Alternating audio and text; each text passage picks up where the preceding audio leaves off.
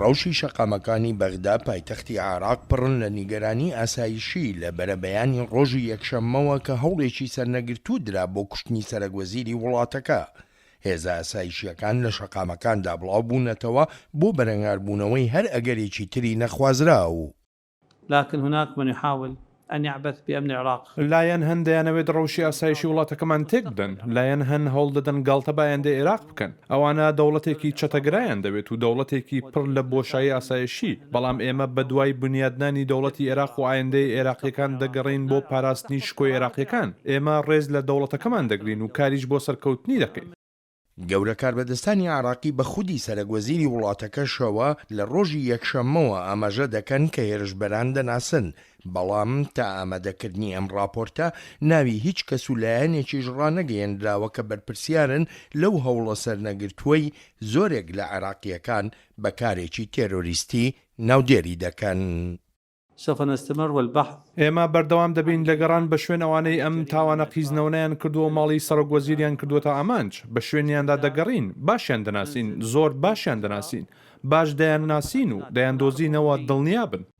بەڵام بۆ عێراقیەکان ئەو جۆرە پەیمانانەی گەورە کاربەدەستانی وڵاتەکەیان جێی خۆشحاڵی نییە لە ڕوانگەی ئەو ئەزمونانەی پێشتر هەیان بووە. ما حدث البارحة كان واحدة من ئەوەی ڕۆژی یەکشەمە ڕوویدا یەکێک بوو لەو بەدکاریانەی ئاگاهیمان دەدا لە ڕوودانی. هەر ئەم ڕووداوە خۆی بەڵگەیە بۆ لاوازی دەوڵەت و لاوازی حکوومەت بە هەموو دەسەڵاتەکانیەوە. الكاظم في المنطقة الخضراء بە ئامانجکردنی ماڵەکەی مستەفا الکازمی لە ناوچەی سەوزدا دەبێتە مایەی ئاژاوە، بۆشایی ئاسایشی دروست دەکات، بۆشایی ئابووری، بۆشایی خزمەتگوزاری لە هەموو بوارەکاندا و بێگومان ئەمەش کاریگەریەکی خراپی دەبێت لەسەر ڕەوش و پرۆسەی سیاسیش.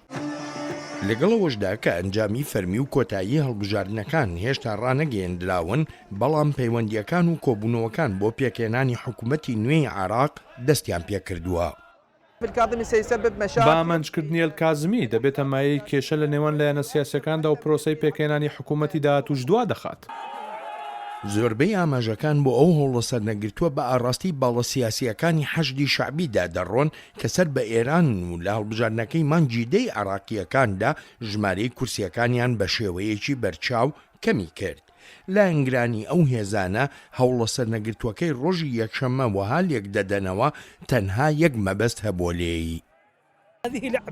ئەمە پیلانێکە ئەمریکا و ئیسرائیل کردویانە و لە سەرۆکوەزیر دەدەن تا لۆمەکە لە ئەستۆی حەشدی شەعبی بنرێت و بینی کازمی و حەشد تێک بچێت. لەو هێرشەدا کە کرایە سەر ماڵی کازمی سێ فڕۆکەی بێفڕۆکەوان بەکارهێنرا بوون وەک کاربەدەستانی ئاسایشی وڵاتەکە دەژڵێن بەلانی کەم لایەنێکی چەکداری سەر بە ئێران ئەو هێرشەی کردووە. زۆرێکی لە عێراقیەکان دەڵێن دڵنیان لەوەی ئەگەر سەروەری یاسا لە وڵاتەکەیاندا نێتە ئاراوە ئەوە بە دووری نازانن ئەو جۆرە هێرشانە بەردەوام بن.